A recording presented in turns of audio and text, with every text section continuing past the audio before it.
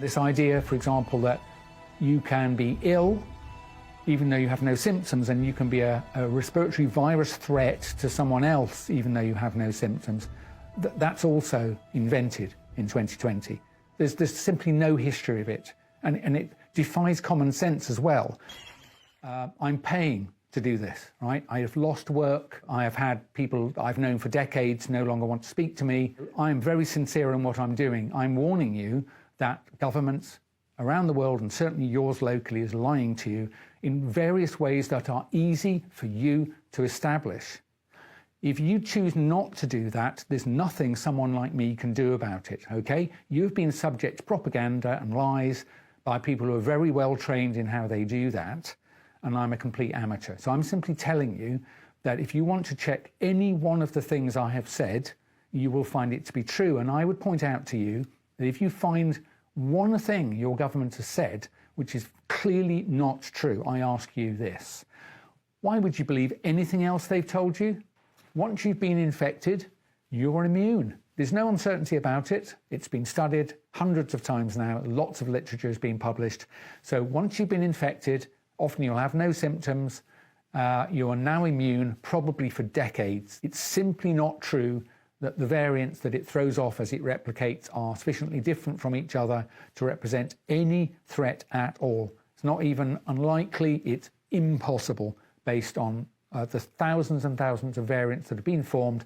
They're all very, very similar to the original. In fact, I joke about them and call them samients because they're so similar, you might as well see them as the same.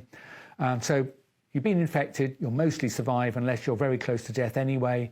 You're then immune possibly for life. It's not true that the variants represent any kind of threat. It's not true that you need a top-up vaccine. Most of you don't need a vaccine at all. Most of you would be well advised to stay away from experimental vaccines, unfortunately, that do come with a blood clot risk. Why would you take a risk with your health for something that's not a threat to you? So when your government lies to you once or twice, we're probably quite used to politicians occasionally telling white lies, and we kind of let them.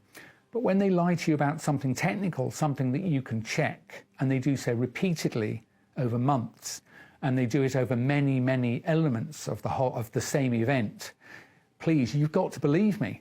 They're not telling the truth. And if they're not telling the truth, that means there's something else afoot. And I'm here today to tell you that there is something very, very bad happening. And if you don't pay attention, you will soon lose any chance to do anything about it. And don't say you weren't warned, because I've been warning people as long as I can and as hard as I can, that you can still, right now, take your normal society back. You can take it back tomorrow. You don't need masks, they don't work. Forget lockdowns, they never slowed transmission, which took place mostly in institutions like hospitals and care homes. You don't need to be vaccinated by inadequately tested and somewhat dangerous gene-based spike protein inducing proteins, and you don't need to do what you're told by corrupt scientists who are apparently advising our government. If you don't do that in the next few weeks, it will be over. I believe if we get to a point of a so-called vaccine passport, I think you will have lost the chance to take it back and you will regret it.